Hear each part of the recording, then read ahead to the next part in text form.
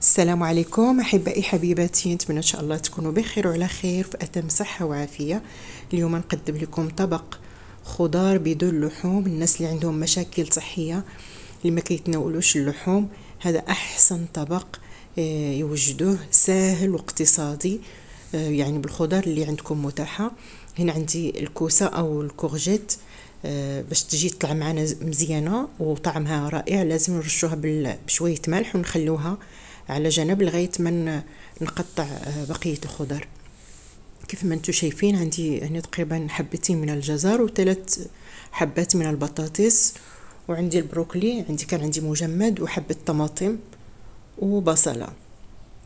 بعد ما قطعتهم ونظفتهم كنقطعهم على شكل طولي. نتوما تقطعوهم بالطريقه اللي تعجبكم. طبق صحي بامتياز صراحه، كيجي رائع، نتمنى تجربوه. طبق صيفي، وحتى الناس كيف ما قلت، الناس اللي عندهم مشاكل صحيه ما كيتناولوش اللحوم، هذا احسن طبق لهم. خضروات مشكله وبطاطس نقطعها مكعبات. الفيديو يعني قصير جدا، نتمنى ان شاء الله ما تبخلوش عليا باللايك ديالكم وتعليق محفز. بصله قطعتها هي بنفس الطريقه.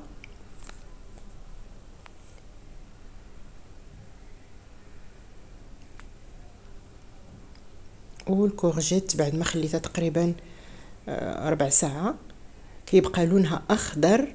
الملح تخلي لها لونها اخضر، وكتعطي طعم رائع. الملح اللي كنرشوه بها تقريبا، انا حطيت فيها تقريبا معلقه كبيره من الملح. نحيد منها كل دوك الزوائد والشوائب، واشطفها بالماء واقطعها على بقيه الخضر.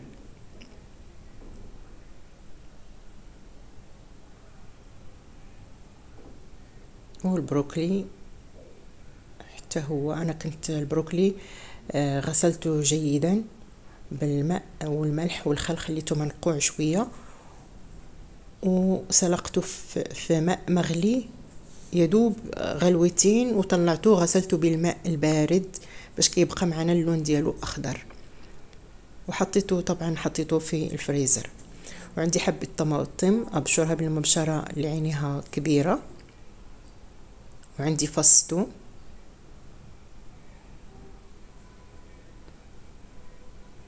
ابشر فص الثوم.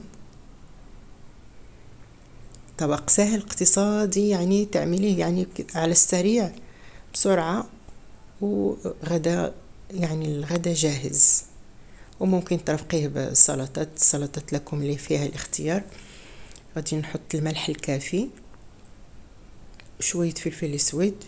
وعندي هنا معجون الفلفل الحار، هذا معمول في البيت. ان شاء الله غادي نحط لكم اللينك ديالو. يعني كل الحاجات يعني الجاهزة في البيت أحسن بكتير من اللي كنشتروها معلبة أو مصبرة. وعندي هنا حطيت رأس ملعقة من الزنجبيل، وحط شوية زيت. يستحسن زيت الزيتون، أنا غير متاحة عندي، كنفضل زيت الزيتون. وخليت كل المكونات وحطهم على طبق الخضار.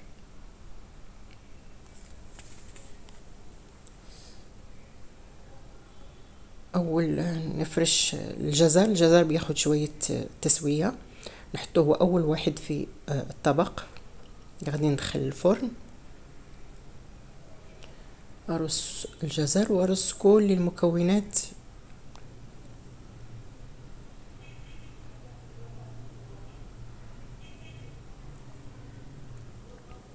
البطاطس والكوسه، ومن بعد نحطو البروكلي.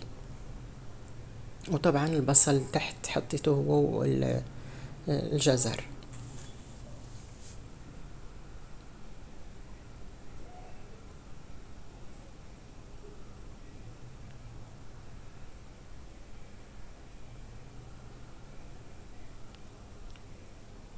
واحط عليهم الصلصة.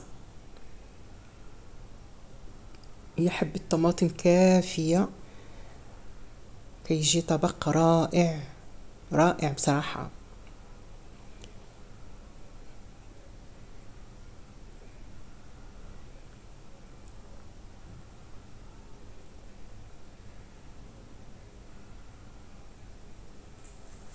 من غير ولا نقطة ماء، كيجي رائع بصراحة. نتمنى ان شاء الله تجربوه. نغطي بالورق الزبدة وورق الالومنيوم،